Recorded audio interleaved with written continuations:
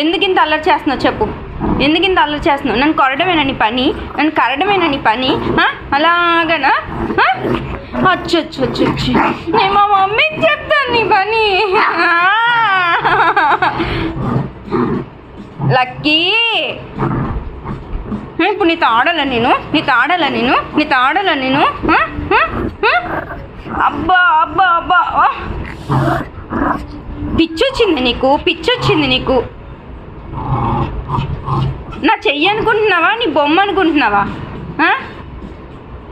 ఏంటి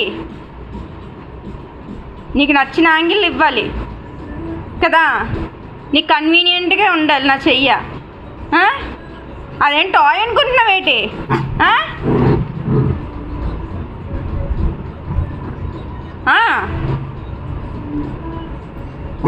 అచ్చచ్చచ్చచ్చచ్చ